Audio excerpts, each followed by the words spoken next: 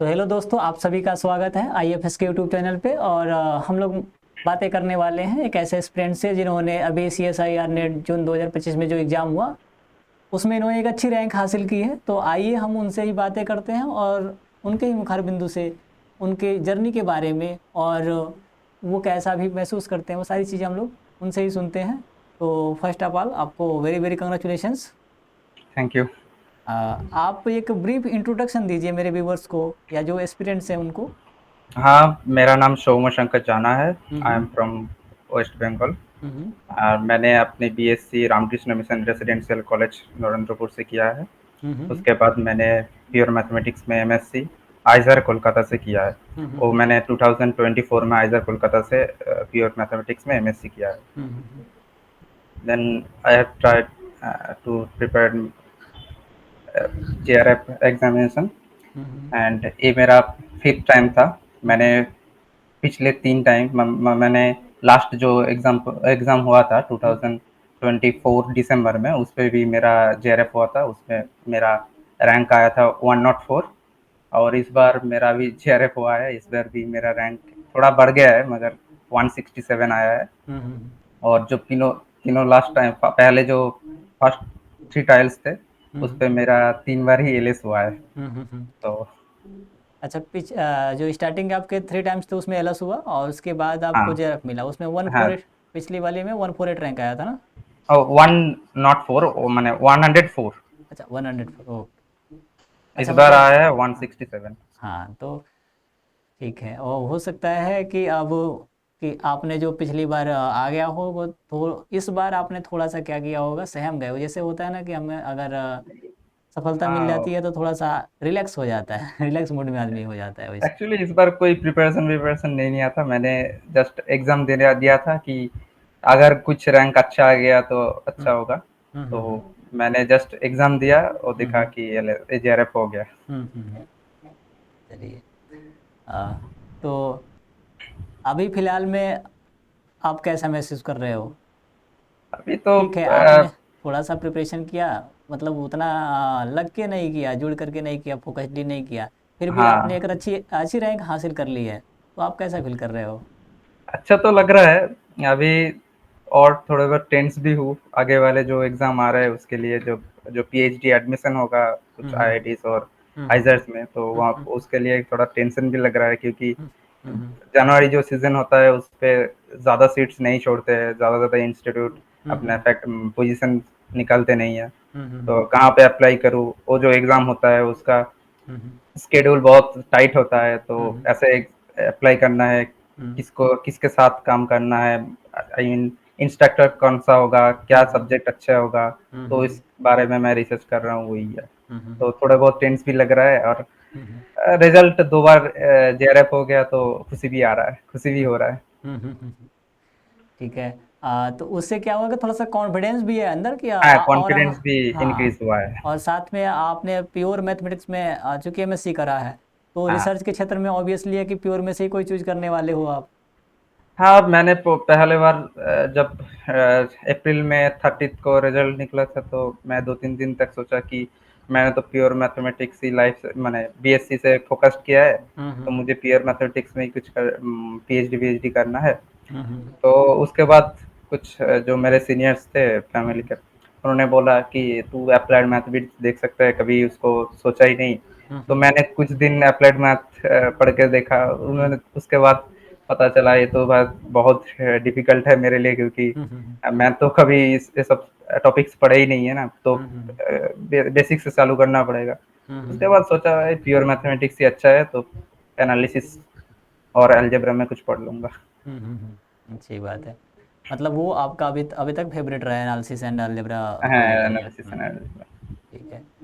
तो आपने first time जैसे जब दिया था सीएसआई ने जिनका हाँ। एग्जाम जो दिया था फर्स्ट टाइम, हुँ, वो आप कब हुँ। दिए थे? मैं जो मार्च सर्किल हुआ था 2022 दिसंबर एंड 2023 जून का, उसमें फर्स्ट अटेम्प्ट दिया था। उस हम्म। बार मेरा एलएस हुआ था, मेरा rank I think LS rank 103 था। हम्म। तो उस बार मेरा जब मैं एग्ज़ाम देने गया तो कुछ प्रिपरेशन से नहीं था, हम्म। वो जून में हुआ था। हम्म। और मैं आइज़र में था, तो वहाँ पे तो अप्रैल में ख़त्म हो जाता है सेमेस्टर।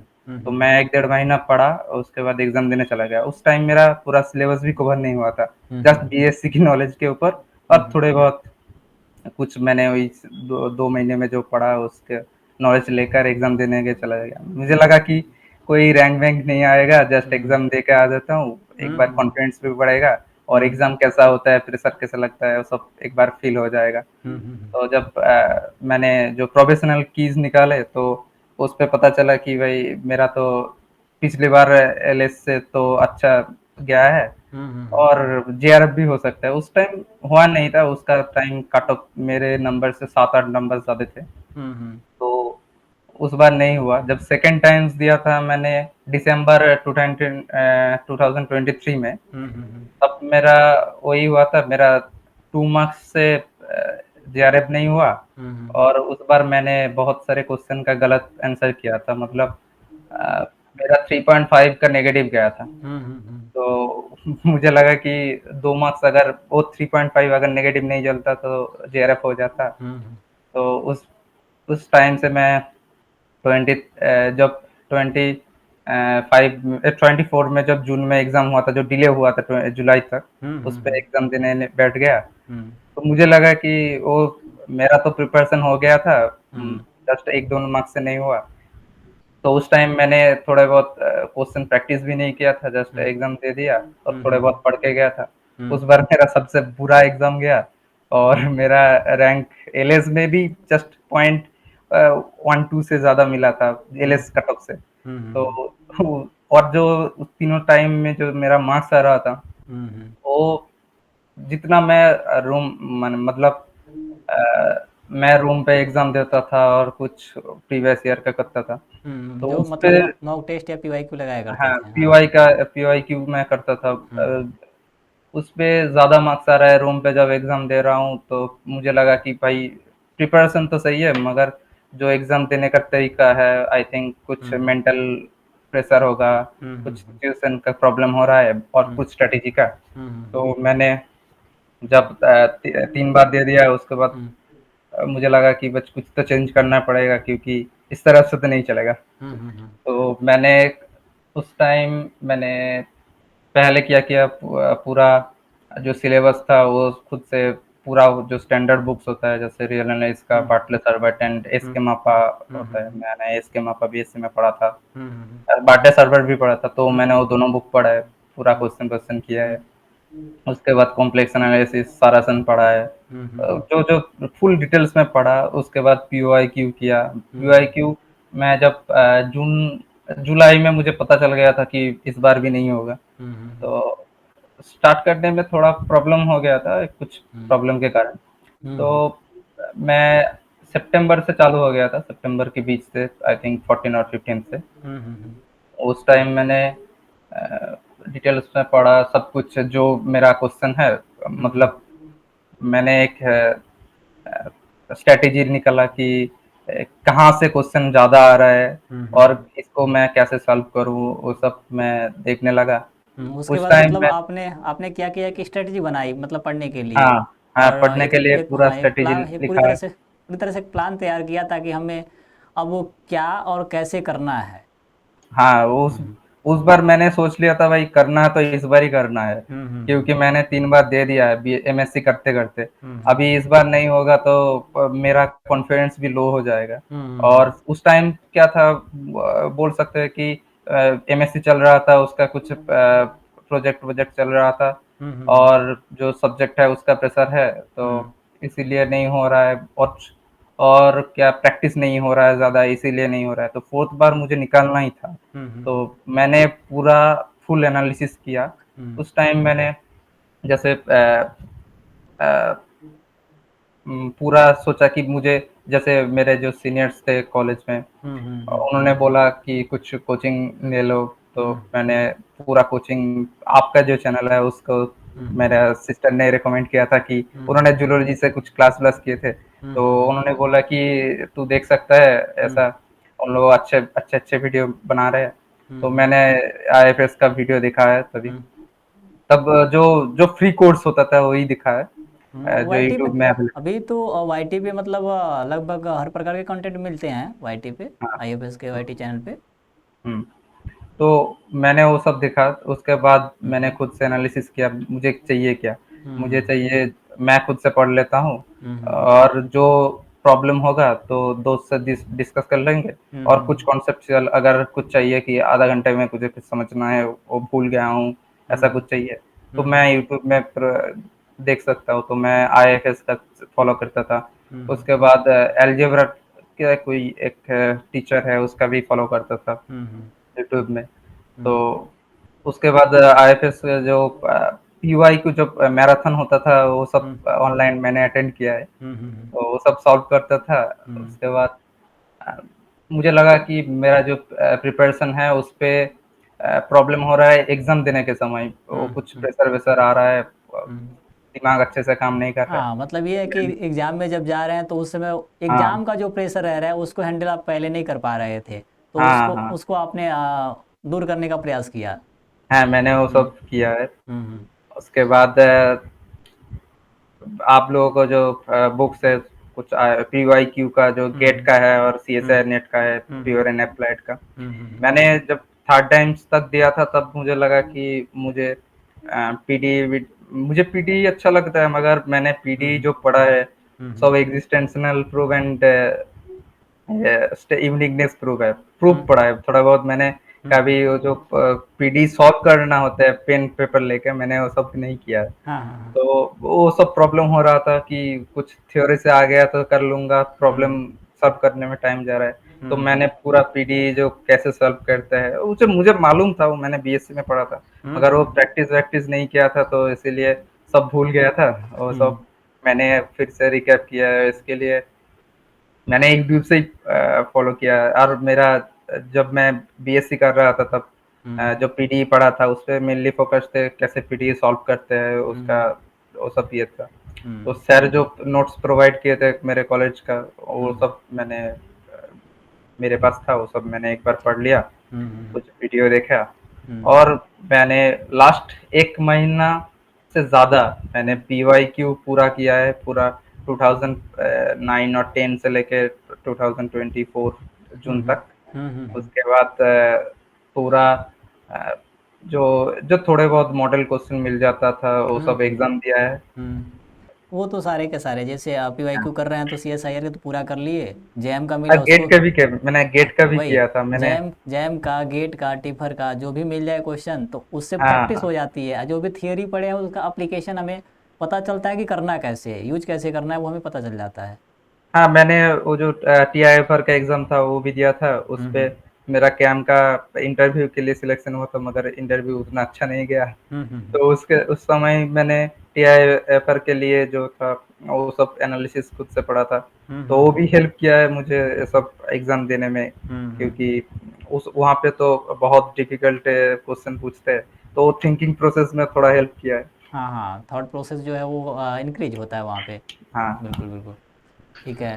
तो और आप जो है आप अभी हायर एजुकेशन में आए, आपने हाँ आइजर से एमएससी किया, तो आपका इंस्पिरेशनल मतलब कोई भी व्यक्ति रहा होगा जिससे आप इंस्पायर हुए होंगे तो कि मुझे हायर में जाना है वही मैथमेटिक्स के साथ। मेरे जो घर में एक मेरा सिस्टर का जो हस्बैंड है, हम्म वो नरेंद्रपुर से एमएससी किया है, वो हम्म सीनियर साइंटिस्ट है केमिस्ट्री का। हम्म तो उससे लगा वो घर में ही एक आदमी है जिसको मैं फॉलो कर सकता हूँ। हम्म उसके बाद भी मेरा जो एक मामा घर का है एक, हम्म भैया, वो हम्म वो भी अभी आईआईटी रुड़की से पीएचडी कर रहे हैं। तो हम्म।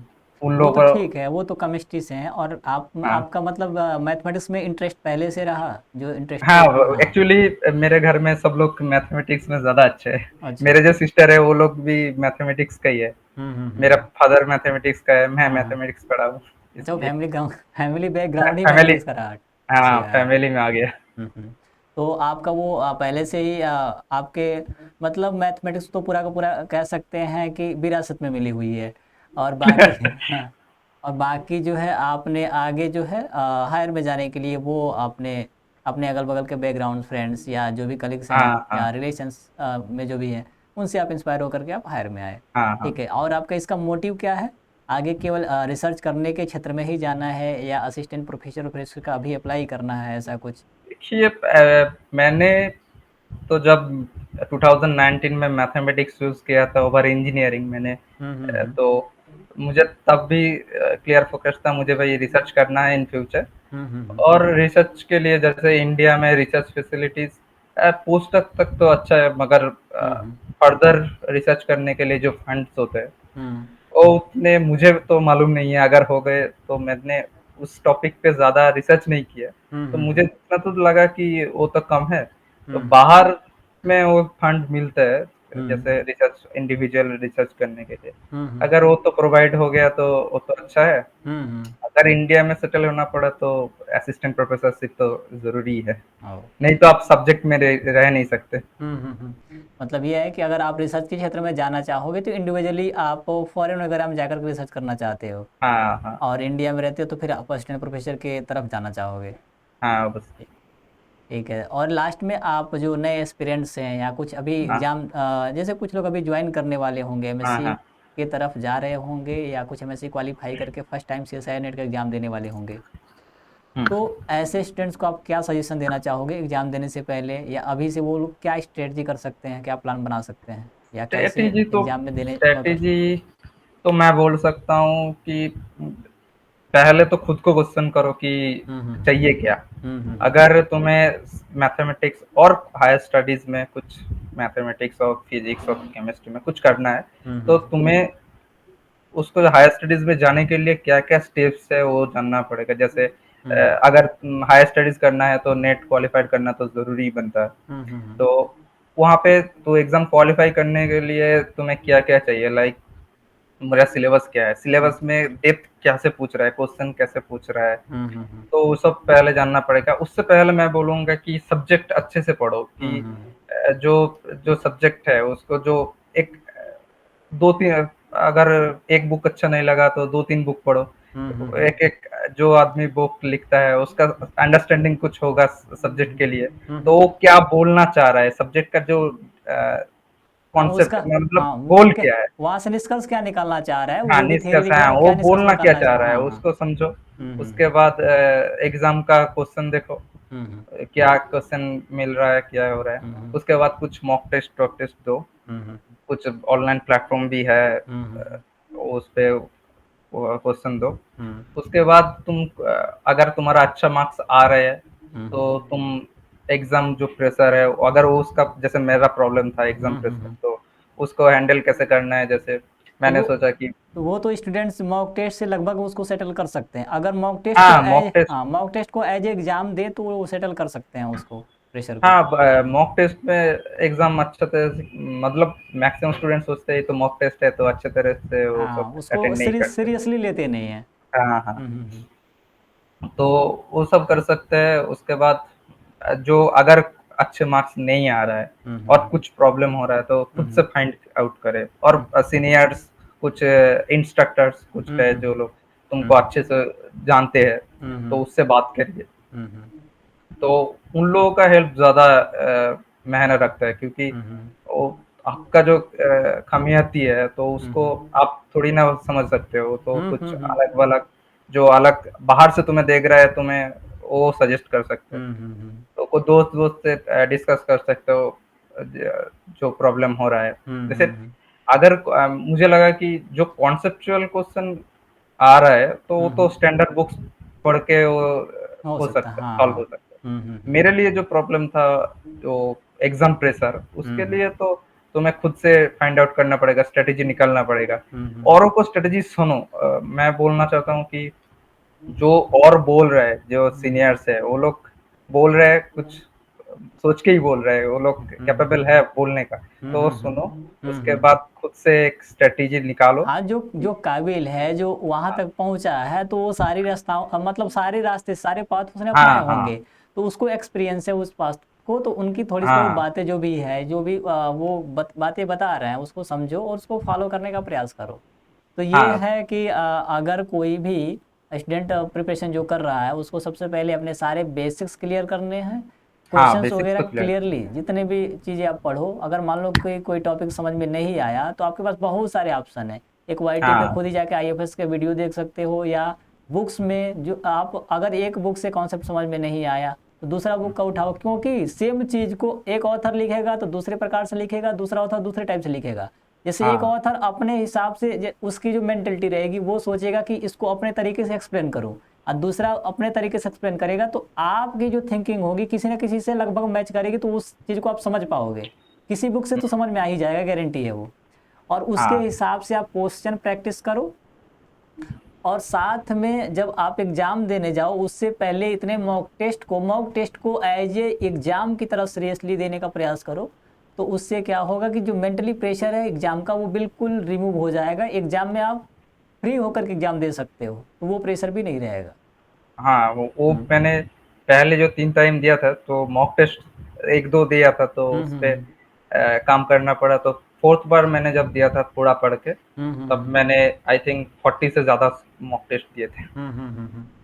ठीक है, तो ठीक है। और आपको फिर से very very congratulations, and thank you. Next journey के लिए बेस्ट ऑफ लक। हाँ, थैंक यू।